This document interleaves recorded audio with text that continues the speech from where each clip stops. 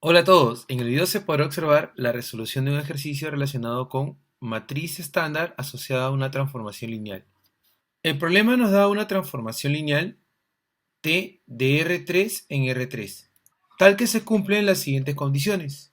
Nos piden determinar la matriz asociada a la transformación. Solución.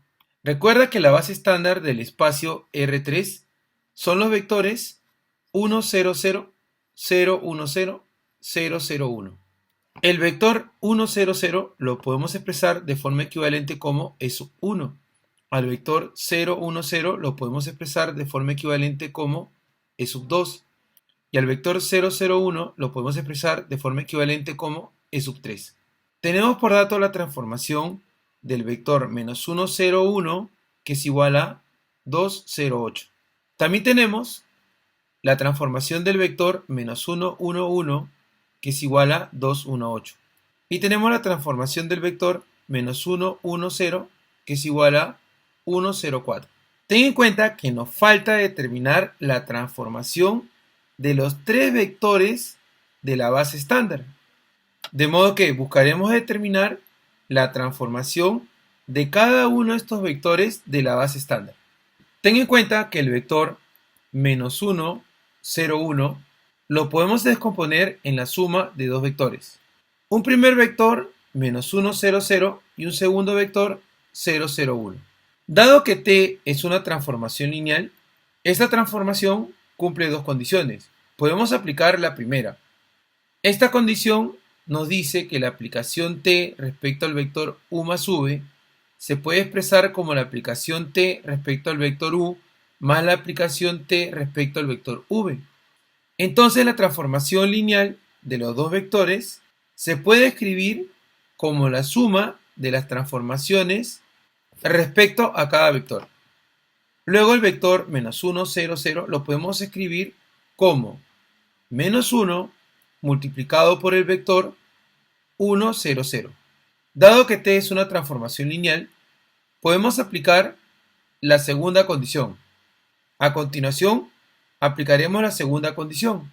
Esta condición nos dice que la aplicación T respecto a un escalar lambda multiplicado por el vector U se puede expresar como lambda por la aplicación T respecto al vector U. En nuestro caso quedará menos 1 por la transformación del vector 1, 0, 0, más la transformación T del vector 0, 0, 1. Seguidamente reemplazamos la transformación del vector 1, 0, 2. Esta transformación por dato es el vector 2, 0, 8. Ten en cuenta que la transformación del vector canónico 1, 0, 0 lo podemos expresar como la transformación del vector E sub 1. Para la transformación del vector 0, 0, 1 lo podemos expresar como la transformación del vector E sub 3. Seguidamente analizaremos la transformación del vector menos 1, 1, 1. Ten en cuenta que el vector menos 1, 1, 1 lo podemos expresar como la suma de tres vectores.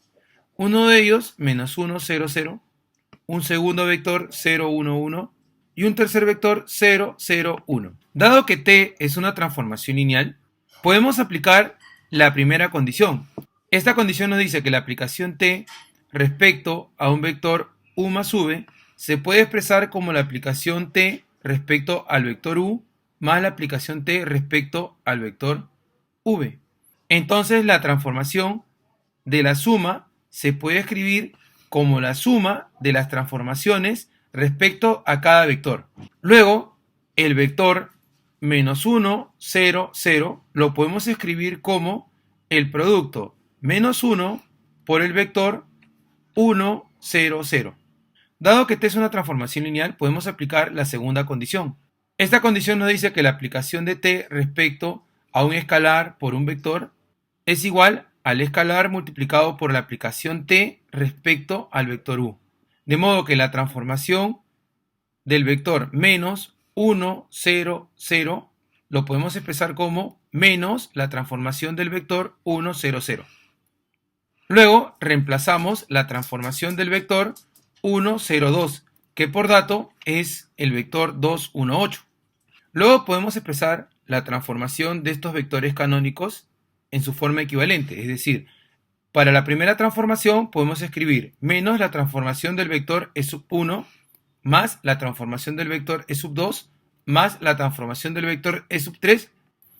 Seguidamente analizaremos la transformación del vector menos 1, 1, 0. Ten en cuenta que este vector lo podemos descomponer en la suma de dos vectores.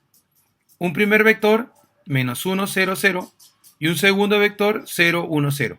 Dado que t es una transformación lineal, podemos aplicar la primera condición. Esta condición nos dice que la aplicación t respecto al vector u más v se puede expresar como la aplicación t respecto al vector u más la aplicación t respecto al vector v. Entonces, la transformación lineal de la suma de los dos vectores se puede escribir como la suma de las transformaciones lineales respecto a cada vector. Luego, en la primera transformación, al vector menos 1, 0, 0, lo podemos expresar como menos 1 multiplicado por el vector 1, 0, 0. Dado que t es una transformación lineal, podemos aplicar la segunda condición. Esta condición nos dice que la aplicación t respecto a lambda por el vector u se puede expresar como lambda por la aplicación t del vector u. En nuestro caso quedará menos la transformación del vector 1, 0, 0. A continuación reemplazamos la transformación lineal del vector menos 1, 1, 0, que por dato es 1, 0, 4. Luego expresamos la transformación de los vectores canónicos de una forma equivalente, es decir, a la transformación del primer vector canónico lo podemos escribir como la transformación de E sub 1. Para la segunda transformación la podemos expresar como la transformación del vector E sub 2. De esta forma, a partir de las condiciones que nos da el problema, hemos expresado de forma equivalente cada una de las transformaciones en términos de las bases estándar de R3. En términos de la base estándar de R3, de donde hemos obtenido un sistema de ecuaciones. Notamos que en la segunda ecuación podemos sustituir menos la transformación del vector E sub 1 más la transformación del vector E sub 2 por el vector 1, 0, 4. De esta ecuación despejamos la transformación del vector E sub 3, de donde obtenemos una diferencia entre dos vectores. Al restar estos vectores, obtenemos por resultado el vector 1, 1, 4. Dado que tenemos la transformación del vector E sub 3, esta transformación la podemos reemplazar en la ecuación número 1. Luego de reemplazar, despejamos la transformación del vector E sub 1, de donde obtenemos una diferencia entre dos vectores. Al reducir esta diferencia, obtenemos que la transformación del vector E sub 1 será igual al vector menos 1, 1, menos 4. Hasta aquí tenemos la transformación del vector E sub 3 y la transformación del vector E sub 1. Y la transformación del vector E sub 1. Nos falta determinar la transformación del vector E sub 2. Para ello, nos apoyaremos en la tercera ecuación. Dado que tenemos la transformación del vector E sub 1, reemplazamos dicha transformación y luego despejamos la transformación del vector E sub 2, de donde obtenemos una suma entre dos vectores. Al sumar estos dos vectores, obtenemos que la transformación del vector E sub 2 será igual a el vector 0, 1, 0. De esta forma, hemos obtenido las transformaciones lineales de los tres vectores de la base canónica. A continuación determinaremos el orden de la matriz estándar asociada a la transformación lineal.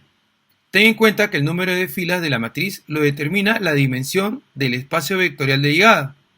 Para nuestro caso es 3.